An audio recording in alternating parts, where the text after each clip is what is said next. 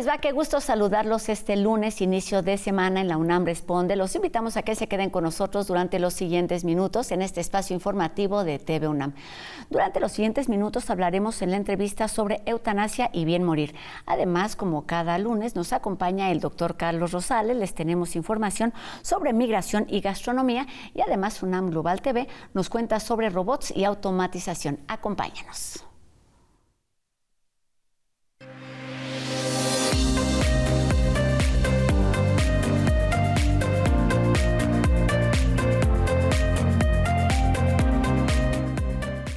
Cuando elegir la muerte es lo mejor. Este es el título de un curso en línea en torno a las decisiones que se pueden tomar o no hacia el final de la vida. Se trata de un tema que sigue causando debate y controversia, pero también aceptación. Y para ayudarnos a entender precisamente los temas de eutanasia y el bien morir, recibimos esta tarde a una especialista en el tema, la doctora Asunción Álvarez del Río, quien es profesora e investigadora de la Facultad de Medicina de nuestra universidad. ¿Cómo estás?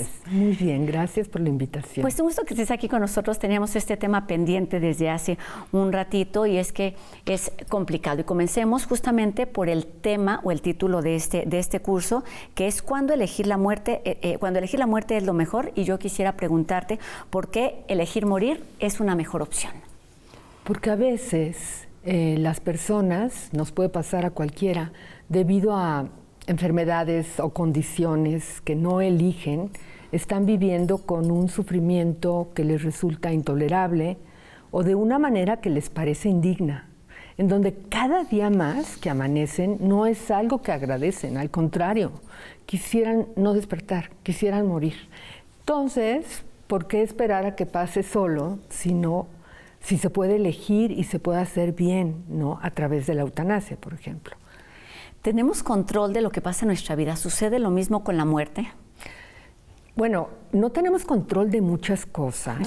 Exacto, ni siquiera de todo lo que sucede en la vida, Pero, pues justamente lo que se defiende al defender la eutanasia es poder tener control para poder elegir no vivir más de una cierta manera que no queremos vivir. Entonces ahí sí podríamos tener un control, y si lo supiéramos a lo largo de la vida o una vez que empezamos a desarrollar una enfermedad grave, de que podemos seguir, pero cuando llegue el momento podemos elegir, viviríamos con muchísima más tranquilidad y confianza. ¿Qué tendríamos que hacer justamente para poder tomar esta decisión de forma consciente? ¿Qué nos hace falta? ¿Es cuestión de información, es cuestión de cultura, es cuestión de regularización, de legalidad? ¿Qué sucede en nuestro país, por ejemplo, Asunción? Bueno, esto es algo que está prohibido. Esta elección está prohibida. Tenemos otras que están permitidas y que también son muy importantes. Estoy hablando en el contexto de la atención médica, en el final de la vida, que es donde podemos tomar decisiones. Sí. Si la muerte nos encuentra de otra forma, por un accidente o por un acto de violencia, pues no podemos elegir nada, no podemos buscar una muerte digna. Es algo muy lamentable, que no debería de pasar, pero ahí no tenemos nada que hacer. En cambio, en la atención médica, donde muere la mayoría de las personas, esté en un hospital o en su casa, cuando ya están muy enfermas o con una edad muy avanzada, están bajo atención médica. Ahí todo el tiempo hay que tomar decisiones. Ahí se puede decidir mucho para tener un mejor final de vida y para morir mejor. ¿Qué es permitido ahora en México? Pues rechazar tratamientos que solo prolongan la vida, incluso solo prolongan la agonía. Okay. Lo que no se puede, y sería muy importante que se permitiera para ampliar las opciones de elecciones, bueno, cuando yo quiera decir, ya no quiero vivir más, denme una ayuda médica para que tenga una muerte sin dolor y pueda morir. Entonces necesitamos que se legisle, que sea legal, porque ahorita a lo mejor, pues sí hay algunas personas que pueden tener el privilegio de conocer a alguien de mucha confianza, que está a favor de dar una ayuda así, pero son mínimos, ¿no? Y se tiene que hacer de manera clandestina y finalmente poniendo en riesgo a otras personas. Y no se puede hablar con la claridad que se necesita, porque para tomar una decisión así, lo tienes que hablar mucho. Y el médico que considera ayudarte, como sucede en los países en donde se permite, tiene largas conversaciones contigo para ver por qué pides eso, si entiendes bien tu situación, si tienes la capacidad para tomar una decisión así. Entonces, pues necesitamos que sea legal para que se pueda hacer bien. ¿De qué estamos hablando? Eutanasia, bien morir, muerte asistida, ¿cuáles son las diferencias? Pues es que es muy importante tener claro. Podríamos decir que bien morir y muerte digna es un concepto paraguas amplio que se refiere a morir de la mejor manera, con calidad y tomando en cuenta los deseos de la persona. Claro. Eso es un aspecto muy importante de la dignidad al morir. Dentro de este concepto amplio de muerte digna, digamos, pues hay diferentes medios para alcanzarla. Entonces, uno de los medios para tener una muerte digna, incluyendo la etapa que antecede al momento de morir, que también cuenta, es que uno pueda rechazar tratamientos que ya no le benefician. ¿Cómo dices? Para prolongar la agonía más que la vida en realidad. O porque implica vivir como no quiere vivir el paciente, ¿no? A lo mejor el paciente, hay pacientes que a lo mejor llevan pues 5 años en diálisis, pero llega un momento que dicen, yo así ya no quiero vivir, ya rechazo este tratamiento. Bueno, eso sí se puede hacer en nuestro país.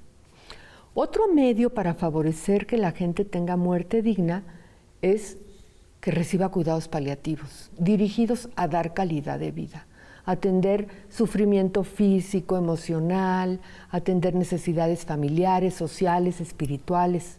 Entonces, con eso, pues a veces la gente sigue viviendo bien porque todavía tiene cosas que disfruta, relaciones que le importan, ¿no? Y así sabe que se va a morir, pero puede esperar su muerte.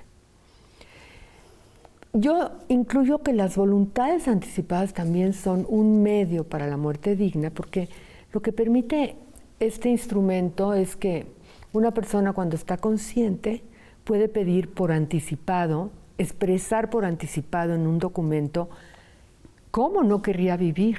Claro. En caso de llegar a una etapa en donde ya no pueda informarlo directamente, ¿no? Como si yo quedara totalmente inconsciente, pues no alarguen mi vida, no hagan nada por prolongarla. Claro, y en ese momento no puedes tomar la decisión. Ya no puedo hacer nada. Ya ni me doy cuenta, pero para mí ahorita importa mucho saber que no me van a dejar vivir así. No voy a ser alguien que me tengan que seguir cuidando cuando ni cuenta me doy.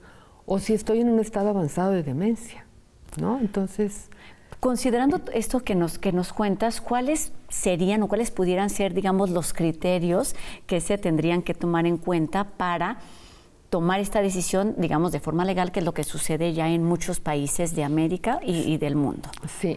Y no he mencionado todavía la muerte asistida, que incluye la eutanasia. Sí. No, terminemos con esto. Porque iba en la voluntad anticipada, sí, ¿no? Y hay países en donde se permite la muerte asistida, que incluye la eutanasia, cuando la ayuda para morir la da un médico, y el suicidio médicamente asistido, cuando el médico solo provee los medios, los medicamentos, y la acción final la realiza la persona. Eso es lo que nos falta en México, por cierto. Ese medio para la muerte digna. De acuerdo. Que a veces es el que se necesita, porque los cuidados paliativos no logran aliviar el sufrimiento o no te cambian el sentimiento de indignidad con la que estás viviendo, ¿no? Que solo lo decide uno, nadie puede decidir que otro ya no debe de vivir, es uno, una cuestión, ¿no?, individual. A menos que estés representando a la persona para rechazar un tratamiento como lo pidió en la voluntad anticipada. Por eso es tan importante la legislación para saber quién, cómo y cuándo puede tomar esta decisión. Sí. Y te preguntaba más adelante a estos criterios que se consideran. Bueno, una voluntad anticipada se tiene que hacer lo más específico posible, ¿no? Decir, si llego a encontrarme en una condición tal, como esta, como por ejemplo con una demencia avanzada o con un accidente que me impide tener conciencia o en un estado muy avanzado de una enfermedad. Entonces se establecen ejemplos y finalmente lo que se establece, y hay datos médicos para saber que no hay forma de que regrese a un estado de salud y que ya no voy a recuperar la conciencia y que ya no voy a poder expresar. En esas condiciones yo quiero que, en México podemos decir que no me den tratamientos. En otros países en que se permite la eutanasia o el suicidio médicamente asistido, no en todos esos países, pero en varios de esos, también se puede pedir mediante una voluntad anticipada la eutanasia. La eutanasia. Ahí sí solo la eutanasia, porque el suicidio médicamente asistido sería que por ejemplo, si estás en un estado avanzado de demencia, que es para cuando la quieres, no te van a dar unos medicamentos que ni vas a entender, te tienen que aplicar la eutanasia, que generalmente se hace a través de una inyección. Pues es muy controvertido en estos países. Sí. O sea, por mucho que se especifique en la voluntad anticipada, hay cosas que es difícil acabar de definir. Por ejemplo, las personas dicen, yo quiero que me apliquen la eutanasia si padezco un estado muy avanzado de demencia y ya no reconozco a mis familiares. Pero resulta que a veces la enfermedad va y viene y a veces no reconoces a nadie y hay días en que sí reconoces, entonces pues dicen, no, pues todavía, entonces me tengo que esperar.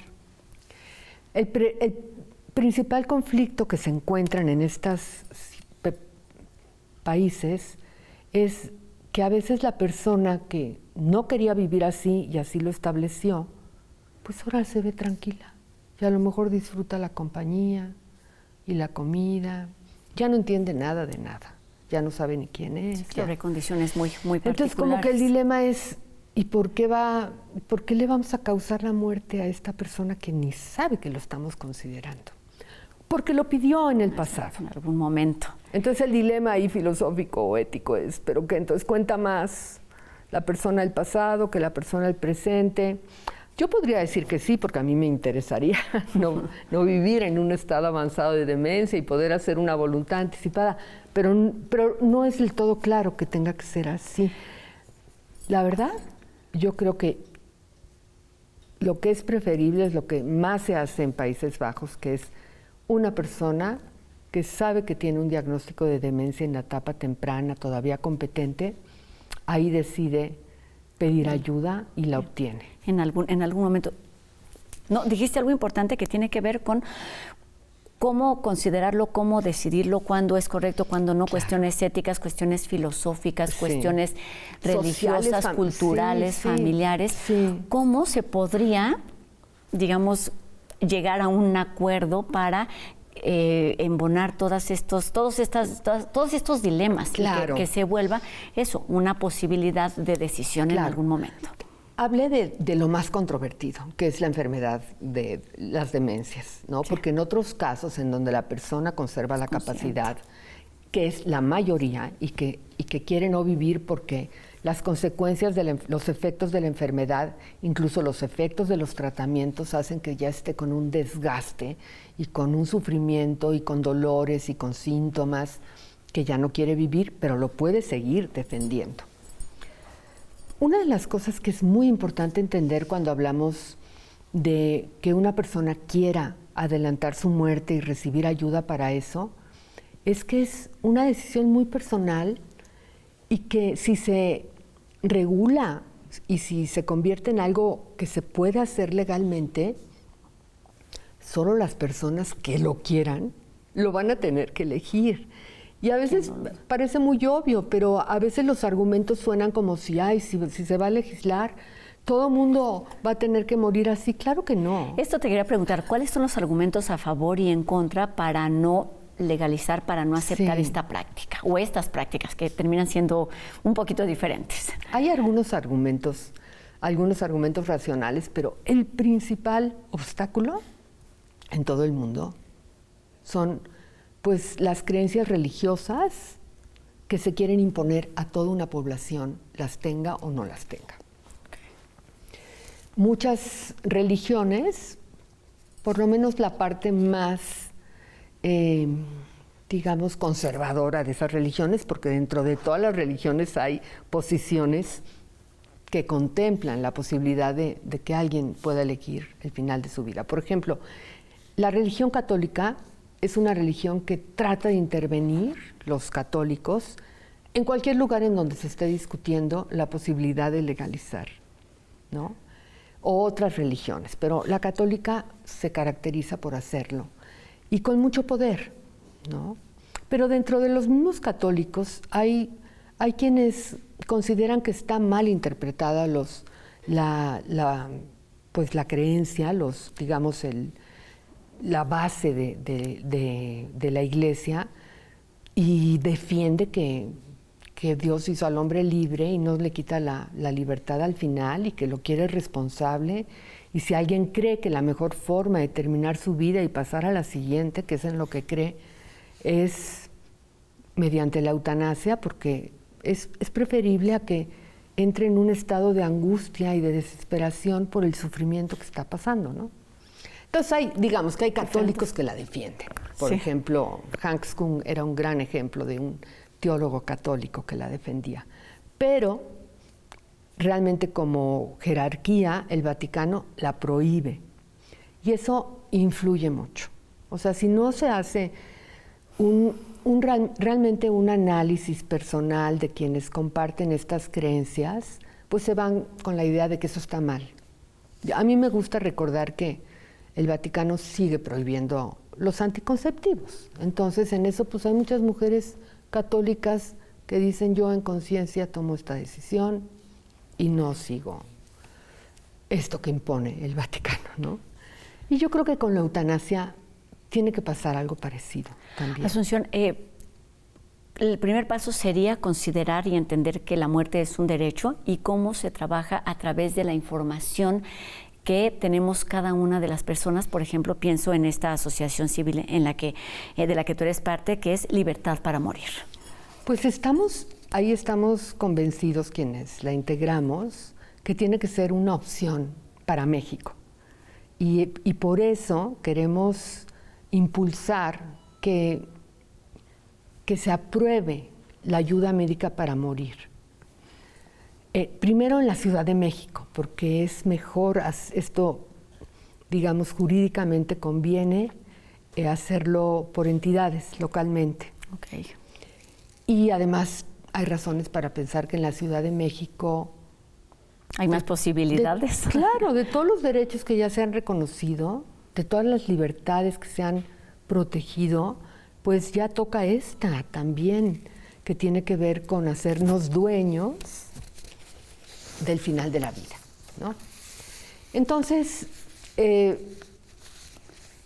regresando un poco a la pregunta, entre los argumentos en contra es que no todo mundo cree que es dueño de su vida como para decidir el final, pero es muy importante entender que se trata de respetar a los que sí se crean dueños de su vida a tal grado, y que podamos respetar a quienes tomen esa decisión.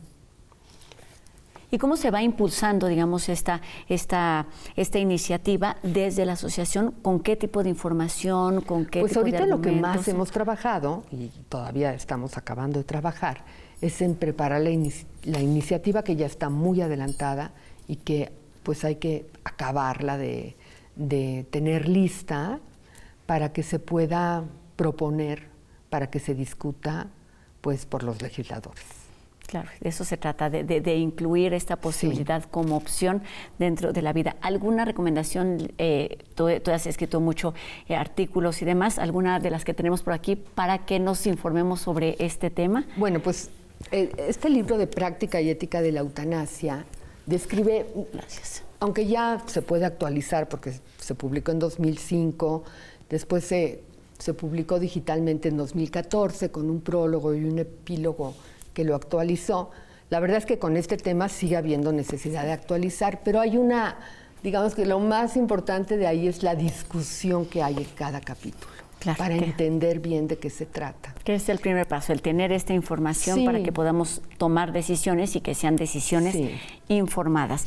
Doctora Asunción Álvarez del Río, académica de la Facultad de Medicina de nuestra universidad, gracias por estos minutos, y hay que recomendar también este curso del que les hablaba al principio. Se puede en cualquier momento revisar, forma parte del acervo, digamos, de Cultura UNAM, y el título es Cuando elegir la muerte es lo mejor. Exacto. Muchas gracias, Asunción. Muchas gracias. Y nos seguiremos encontrando en algún otro momento. Gracias. Y ahora cambiamos de tema. Sabemos que las migraciones han cambiado la forma en que nos alimentamos. Ingredientes, recetas y sabores han viajado por el mundo y a través través del tiempo, transformando culturas y tradiciones culinarias, y la UNAM nos invita a reflexionar sobre este fenómeno a través de la convocatoria Migraciones y Gastronomía, que tiene la intención de explorar la historia de los alimentos y su efecto en las sociedades a través de un ensayo donde se aborde este hecho cíclico en la historia de la humanidad. Puedes inscribirte y conocer todos los detalles en comunidad.cultura.unam.mx.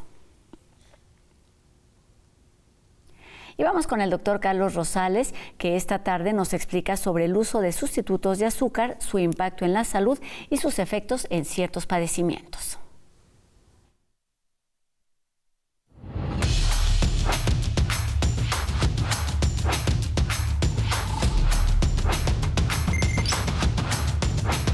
Gracias, Rosa. Muy buenas tardes. Hemos visto que en México tenemos un serio problema de cada vez más personas con sobrepeso y obesidad. Muchas de las causas de esta enfermedad no son claras, pero se ha culpado en gran medida al azúcar. Se dice que el consumo excesivo de azúcares nos va a hacer obesos.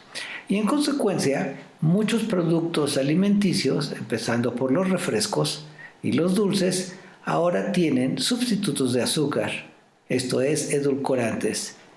Sin embargo, los edulcorantes no son libres de riesgo. La idea de que los edulcorantes solo endulzan y pasan por nuestro cuerpo sin hacer nada no es realmente cierta.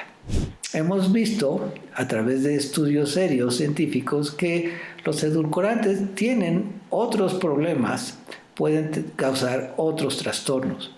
Así se encontró que el uso de edulcorantes puede alterar la microbiota, esto es, los microorganismos comensales que nos ayudan y que viven en compañía de nosotros en nuestro intestino. También se ha encontrado en un estudio más reciente que el uso de edulcorantes, en particular la sucralosa, puede alterar al sistema inmunológico, haciéndolo menos eficiente. Se encontró que los linfocitos T no proliferaban igual en animales experimentales que habían sido alimentados con sucralosa. Entonces, el uso de edulcorantes no realmente va a resolver el problema de la obesidad y sí nos puede poner en otros riesgos de salud. Cuídese mucho, evite alimentos con edulcorantes. Gracias, hasta luego.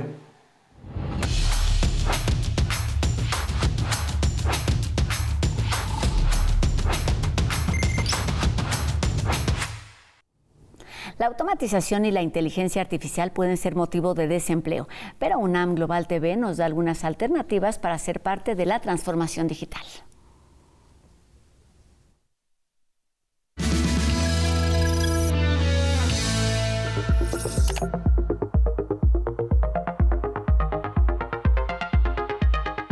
Nos preparamos durante años para ser competitivos en el mundo laboral y de pronto, la inteligencia artificial pareciera que puede hacer el trabajo en mucho menos tiempo. El automatismo es algo que ya viene dándose desde la cuarta revolución industrial. De acuerdo con el Fondo Monetario Internacional, más del 40% de los empleos en todo el mundo podrían verse afectados por el desempeño de la inteligencia artificial y la automatización en el mundo del trabajo. Esto no se traduce que el 45% de los trabajadores pierdan su actividad, sino que va a haber alguna reconfiguración del trabajo. Como proceso irreversible, necesita desarrollarse un proceso de adaptabilidad para poder adecuarse a estas dinámicas y a estas diferentes funciones que se están llevando a cabo. Esta situación puede ocasionar incertidumbre y temor en las y los trabajadores.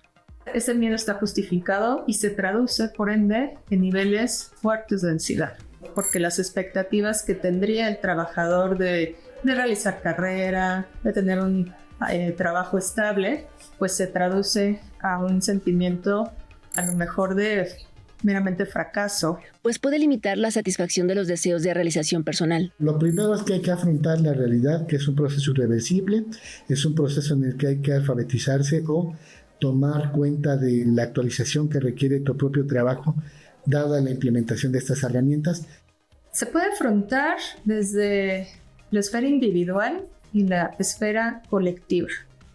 a manera individual, identificar que estamos en momentos de cambio y que bien el cambio no se va a detener, mucho menos ante este desarrollo tecnológico. Y que será necesario afrontar un proceso de adecuación laboral. Esto debe ser un acompañamiento con las mismas organizaciones para colaborar, para aprovechar el talento, que nunca va a ser sustituido por ninguna inteligencia artificial, pero saber guiar a su fuerza de trabajo para ubicarla en puestos más estratégicos. El valor humano sigue estando agregado, tu creatividad, tu innovativa, tu ingenio, tu talento, tu emoción y tu capacidad crítica, al menos, es el agente de valor que se tiene que seguir impulsando para darle todavía más énfasis a la parte humana con respecto a la labor automatizada.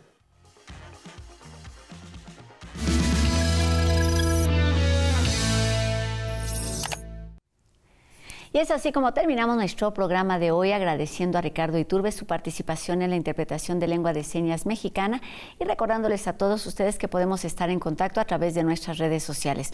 Ustedes ya las conocen, aparecen en este momento en nuestras pantallas para que nos hagan llegar sus dudas y sus comentarios. Y por supuesto agradezco a todo el equipo que hace posible esta transmisión día con día y a todos ustedes los invitamos a que nos acompañen mañana 2:30 de la tarde aquí en TV UNAM. Adiós.